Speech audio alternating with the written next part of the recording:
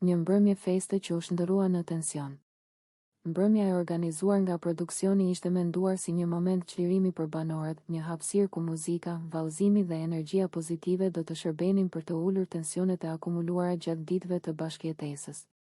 Dritat shumë ngjyrëshe, muzika ritmike dhe atmosfera festive krijonin përshtypjen e një nate pa konflikte, ku secili do të linte mënjan rivalitetet dhe keqkuptimet personale. Megjithatë, siç ndodh shpesh në ambiente ku emocionet janë të forta dhe marrëdhëniet të brishta, mbrëmja nuk përfundoi ashtu siç ishte parashikuar. Në qendër të vëmendjes ndodheshin Limi dhe Dolce, të cilët po kërcenin së bashku. Vallëzimi i tyre u pa nga disa si i natyrshëm dhe i pafajshëm, ndërsa nga të tjerë si provokues, në varësi të këndvështrimit dhe ndjenjave që secili banor mbante brenda vetes. Ata dukeshin të qetë, të përqendruar në muzikë dhe në momentin që po përjetonin, pa i kushtuar shumë rëndësi syve që i ndiqnin apo mendimeve që mund të lindnin rreth tyre. Situata ndryshoi në çastin kur Alba vendosi të ndërhyjë.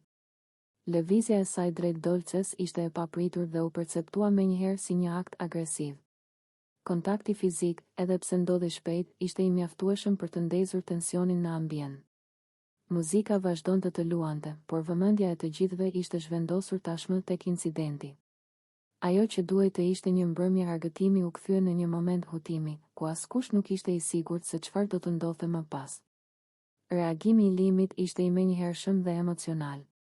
I ndodhur mes dy personave dhe i përfshirë drejt për drejt në situatë, ai nuk e fsheu zhgënjimin dhe zemërimin e tij. Për rreth 30 minuta, ai shprehu mendimet e veta në një formë që u ngjante një monologu të gjatë, ku përziheshin ndjenjat e padrejtësisë, shgënjimit dhe lodhjes psikologjike. Fjalët e tij nuk ishin thjesht reagim ndaj një momenti të vetëm, por dukeshin si shpërthim i gjithë tensionit të mbledhur prej kohësh.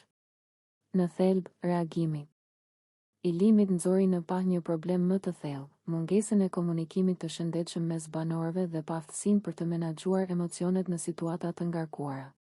Ai theksoi se mbrëmjet festive nuk duhet të shndërrohen në arena konfliktesh, dhe se çdo ndërhyrje agresive, sado e vogël të duket, ka pasoja në klimën e përgjithshme të bashkëjetesës.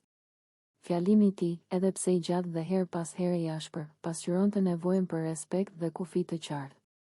Nga ana tjetër, Dolce u gjend në një pozicion delikat. Si personi që u përfshi drejt për drejt në incident, ajo u bë objekt diskutimesh dhe interpretimesh të ndryshme. Disa e panë si viktim të një reagimi të panevojshëm nga ana e Albës, ndërsa të tjerë u përpoqën të justifikonin situatën duke aluduar për tensione të mëparshme. Megjithatë, fakti mbeti se ajo ishte goditur në një moment kur po merrte pjesë në një aktivitet të lejuar dhe të organizuar nga vetë produksioni. Alba, në këtë kontekst, u perceptua si figura që prishi ekuili.